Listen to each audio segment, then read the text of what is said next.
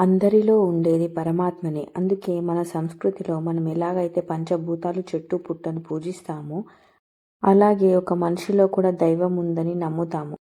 ఇప్పుడు ఆ మనిషి దేవుడు తత్వాన్ని తెలుసుకొని ఉండాలి. ఇప్పుడు ఒక చెట్టు నుంచి పూలు వస్తుంటాయి. అది మనకు ఏం నేర్పిస్తుంది? మన సనాతన ధర్మంలో మన పూజించే దైవానికి ఉపయోగిస్తాము. మన తోటలో చూస్తే ఎన్నో పిచ్చి మొక్కలు ఉంటాయి. వాటిని మనము దేవుడికి ఉపయోగిస్తామా? అవి చెత్తలో పడేయడానికి తప్ప దేనికి పనికిరావు. శివనామంలో, రామనామంలో, మన దేవుడి నామాలలో ఉన్న శక్తి మీకు తెలియదు. అది అనుభవిస్తేనే తెలుస్తుంది. నిరంతరం ఎవరినైతే పూజిస్తామో వారినే పొందగలుగుతాం. సనాతన ధర్మంలో పుట్టినటువంటి వారు ఒక పూల చెట్టు వంటి జీవితాన్ని అనుసరించాలి.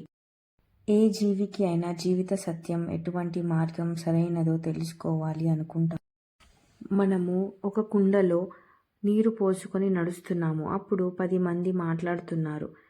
నీవు 10 మంది మాటలు వింటావా? నీ ధర్మం ఏంటో, నీ మార్గం ఏంటో అందులో నడుస్తూ నీరు పడిపోకుండా ఉంటావా? అలాగే ఒక పువ్వు వికసించినప్పుడు అది దేవుణ్ణి చేరుకోవాలని ఎలా అనుకుంటుందో, ఒకవేళ అది దేవుణ్ణి చేరుకోలేకపోయినా అది కింద పడిపోయి ఉంటుంది. సో ప్రతి జీవి కూడా అంతిమంగా దేవుణ్ణి చేరుకోవలసిందే. అన్నాన్ని పరబ్రహ్మ స్వరూపంగా భావిస్తారు. అన్నం తినేటప్పుడు ఎవరిని తలుచుకుంటామో వారి మతంలో పుడతారు. ఎందుకంటే ఉప్పు తిన్నవారి విశ్వాసంగా ఉంటారు అని అంటుంటారు.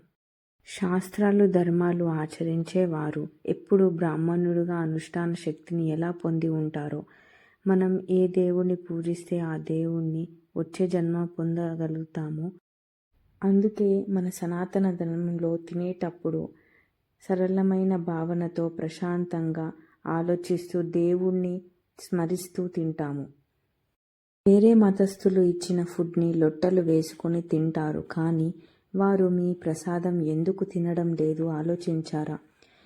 ఎవరైతే వారి ఆహారం తింటారో వారు వారి మతం పట్ల విశ్వాసం మరియు ఇస్లాం సిద్ధాంతాలను అంగీకరించిన వారు. వారు షకీర్ ముస్లింలుగా జన్మిస్తారు ఇంకో జన్మలో. తన మతంలోనే పుట్టినవాడు తన మతంలోనే ఉంటాడు. ఇస్లాంను అంగీకరించని వాడు కాఫిర్. మరియు ఖురాన్ ప్రకారం ఇస్లాంను అంగీకరించని కాఫిర్ చనిపోవాలి లేదా బానిసలుగా ఉండాలి. ఇప్పుడు ఆలోచించండి, మన దేవీ దేవతలను ఎవరి కాళ్ళ కింద పెడుతున్నా